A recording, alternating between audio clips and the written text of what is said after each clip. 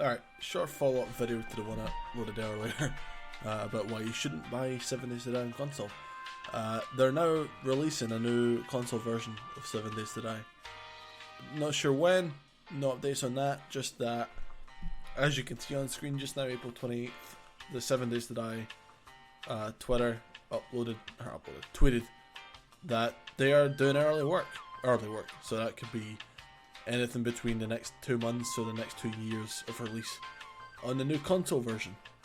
So hopefully, because they've been at it since 2014 really, it's December 2013 is when development started, or when the game released technically, but realistically 2014 is when it really kicked into high gear.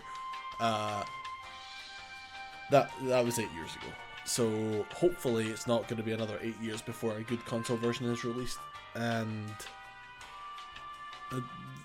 I don't know if they're going to release a new version, as it says there, or if by that they mean that they're just going to update the current version on console, because technically,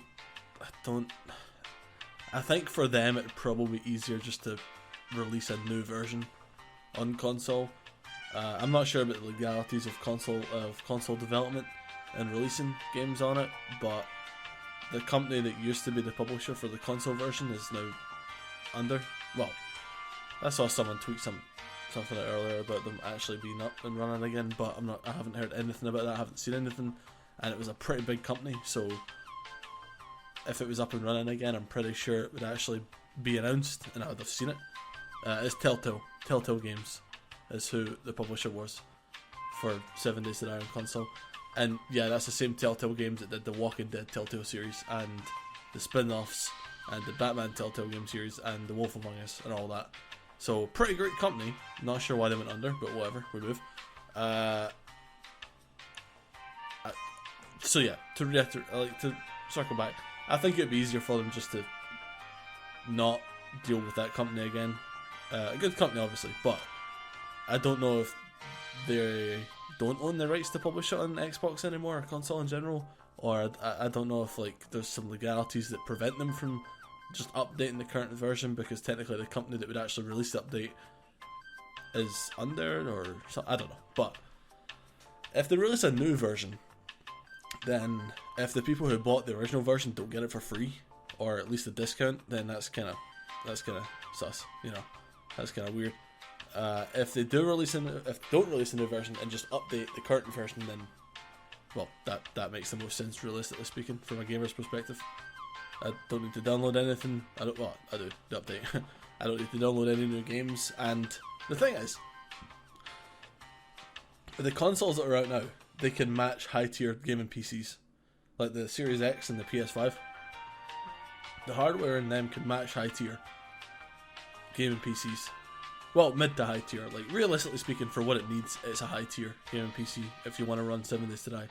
But I'm not talking uber good, server level equipment. Obviously, I'm just talking a gaming PC. Just generic, run into your local shop and buy a gaming PC.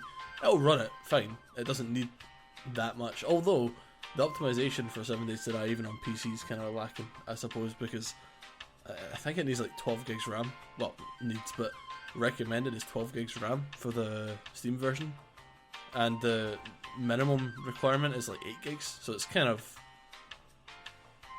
a lot, realistically speaking. RAM is expensive. I want to get 32 gigs, but that's an extra almost £200 out of my bank account just for an extra 16 gigs of RAM, which is nuts. But yeah, if they just update it, then easy, no worries. If they release, my throat's getting, I don't know what's going on with my throat right now. If they release a new version of the game, they'll probably strip off the old version from the console sites, but it will still exist on disc form. So again, they probably won't do that, because that'll be a whole thing on its own. I'm excited to see where it's going, because the game has a lot of potential. It's everything I would actually want in a zombie survival game, just not done well. If it was done by a company like Capcom, pre Resident Evil 3 remake, or I don't know, even Treyarch, just for the whole FPS part of it, it would be quite good. Even like Far Cry 3 Ubisoft level development, that'd be top. That'd be really good. So if the developers can step up their game on the console version and put it on par with PC version, then oh my god, that would be worth at least 35 quid, 40 quid. That would be like an actual proper full release of a game. Having said that, I'm going to retract that statement because it's still in early access on PC. So no, in fact, 30 quid is still too expensive. 20 quid, £20 is what it should be. But yeah, that's the gist of this. They've tweeted out that they're doing an update or a new version. I don't know. It says a new console version, so I'm guessing it's a whole new version of the game. But either way, yeah, I'm excited to see what it's going to be. I don't know how long it's going to be, obviously, until it's more detailed. Hopefully it's as good as the PC version. I doubt it'll be as better than it, but hey, you never know, you know.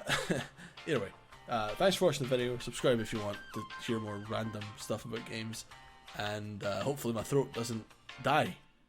That'd be cool. Anyway, bye.